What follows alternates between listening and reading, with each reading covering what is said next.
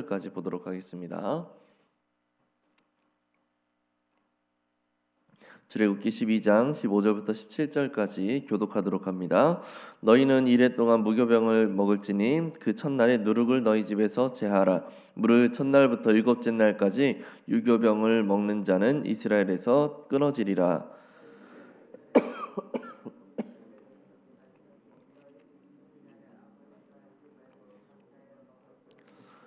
같이 읽습니다. 너희는 무교절을 지키라. 이날에 내가 너희 군대를 애굽 땅에서 인도하여 내었음이니라. 그러므로 너희가 영원한 규례로 삼아 대대로 이 날을 지킬지니라. 아멘. 무교절 기간에 대해서 말씀을 하고 있습니다. 이스라엘 백성에게 이 기간인 7일 동안 무교병을 먹을 뿐만 아니라 집 안에서 모든 누룩을 제거하라라고 명령을 하시죠. 이 무교절 기간도 유월절과 마찬가지로 영원한 규례로 삼아서 대대로 지키라고도 말씀을 하고 있습니다. 해당 말씀을 가지고 함께 묵상해 보도록 하겠습니다. 먼저 하나님께서는 무교절 7일간 무엇을 먹으러 가십니까? 15절을 보면 이 기간에는 무교병을 먹어야 하는데 동시에 첫날부터 일곱째 날까지 절대로 유교병을 먹지 말라고도 그렇게 말씀을 하세요. 더불어서 16절에서는 무교절 기간 중 첫째 날과 마지막 일곱째 날에는 성회가 될 것이니 아무 일도 하지 말고 오직 음식 만드는 것만 너희가 할 수 있다라고 말씀을 하고 계시죠. 무교절에 유교병을 먹는 사람은 그러면 어떻게 될까요? 19절에 보면 유교물을 먹는 자는 타국인이든지 본국에서 난 자든지 막론하고 이스라엘 회중에서 끊어질 것이라고 그렇게 말씀을 하고 있습니다. 그렇다면 하나님께서는 왜 유교병을 먹는 자는 타국인이든지 본국인이든지 막론하고 구원받지 못한다고 언급을 하시는 것인가? 많은 크리스찬들이 잘 모르는 부분이 하나 있는데 출애굽하여서 가나안 땅에 정착하게 된 그 인원들이 사실 순수한 야곱의 자손들은 아니라는 겁니다. 출애굽기 12장 38절에 보면 이스라엘 자손이 출애굽할 때 수많은 잡족, 여러 민족이 함께 그들을 따라갔다라고 밝히고 있다는 것을 모르는 거죠. 즉 출애굽 당시 이스라엘 진영 그리고 그 후에 공식적으로 결성된 그 이스라엘 민족이라는 공동체는 엄밀히 말하면 여러 민족으로 구성된 혼혈 민족이라고 할 수가 있는 거예요. 하지만 하나님은 이들을 향해서 너희는 이스라엘 민족이다라고 그렇게 말씀을 하시고 하나님의 택함 받은 백성이라고 호칭을 하고 계시는 겁니다. 세례 요한이 세례를 받으러 오는 그 바리새인과 사두개인들을 향하여서 강하게 책망했던 내용이 무엇입니까?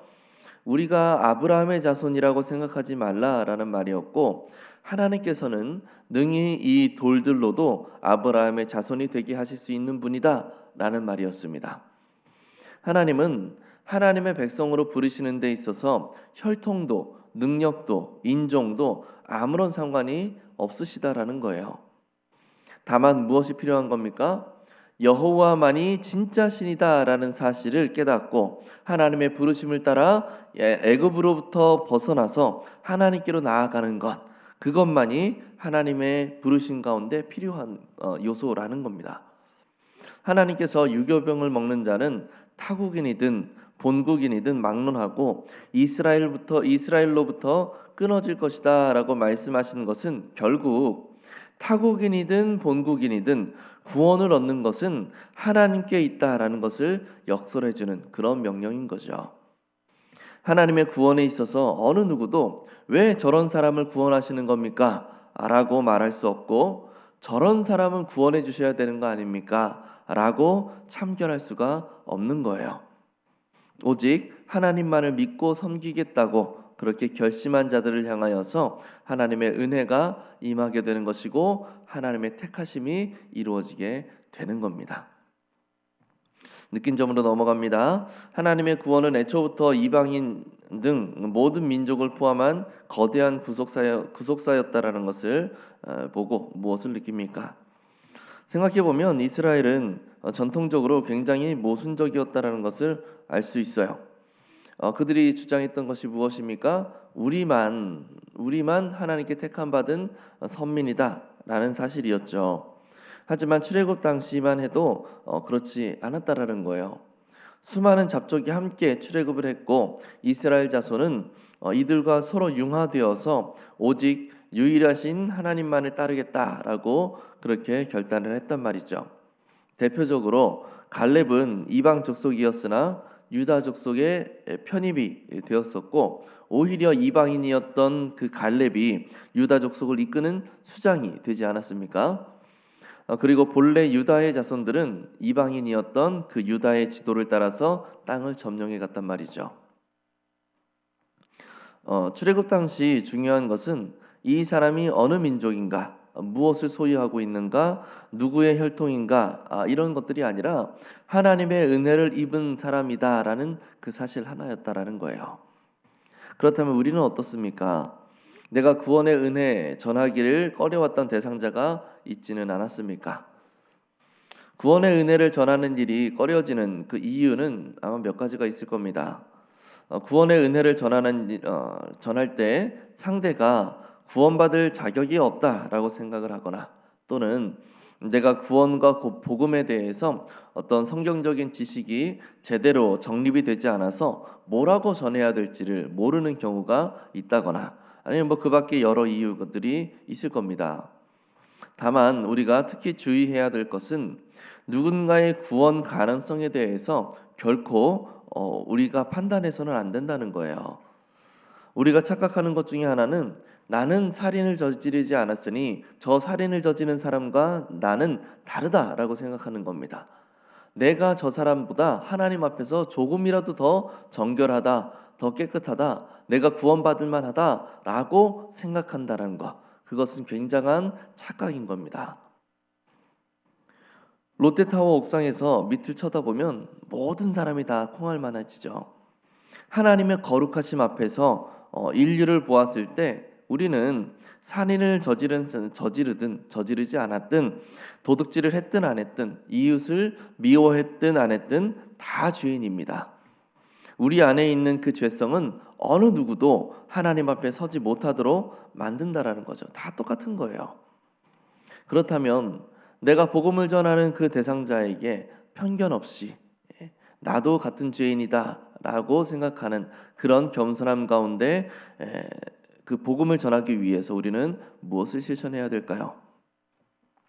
하나님의 은혜를 입었다 뿐이지 우리도 하나님의 은혜가 아니었다면 똑같은 자들이다라는 사실을 잊지 않는 거예요. 나와 그 사람 사이의 차이는 그 어떤 것도 아닙니다. 그저 하나님의 은혜의 차이예요. 그리고 하나님의 은혜의 차이라는 이 말은 우리를 더욱 겸손하게 만들어요. 나도 죄인의 반열에서 심판을 받아 마땅한 자였는데 어찌하여 나 같은 사람을 택하셨는지 나 같은 부류의 사람을 부르셨는지 도저히 알 길이 없습니다 라고 하는 이 겸손한 고백이 그 안에 자라나기 때문에 그렇습니다. 예수님 당시 종교 지도자들이 보였고 또 온 이스라엘 백성이 보였던 지극히 배타적인 선민 사상 속에는 자신들이 구원을 받을 만한 조건을 갖추었다라는 그런 생각이 있었던 거예요. 그것이 무엇입니까? 바로 우리가 아브라함의 혈통이다라는 것, 우리에게 성전이 있다라는 것, 우리가 율법을 소유하고 있다라는 이것이 우리는 구원받을 만한 백성이야라고 하는 생각으로 이어졌다라는 거죠. 우리는 그들과 같은 모습을 보이면 안 되는 겁니다. 우리가 가진 게 뭐가 있고 하나님 앞에 드릴 만한 아름다움이 우리에게 뭐가 있습니까? 그저 죄인이고 그저 부족하고 그저 넘어지고 좌절하기를 수도 없이 하는 연약한 자들 뿐인 거죠. 그럼에도 하나님이 나와 같은 사람을 부르셨고 택하시고 우리를 하나님의 백성으로 삼아 주신 거예요. 얼마나 감사한 겁니까? 나와 같은 사람을 구원하셨으니 내 이웃도 충분히 구원하실 수 있는 겁니다. 더 나아가 나를 핍박하는 사람까지도 내가 보기에 참 악하다라고 생각되는 그 사람까지도 하나님은 충분히 구원하실 수 있을 만한 능력이 있으신 분이에요. 우리가 하나님의 은혜 없이는 설 수 없는 자임을 고백할 수 있기를 바랍니다. 진실한 그 고백을 통하여서 하나님의 구원의 은혜에 감사하며 하나님의 구원의 역사에 내가 귀하게 쓰임 받기를 소망할 줄 알았으면 좋겠어요. 그래서 택함 받은 주의 백성들을 하나님께로 인도할 수 있는 우리 모두가 될 수 있기를 예수님의 이름으로 간절히 축복합니다.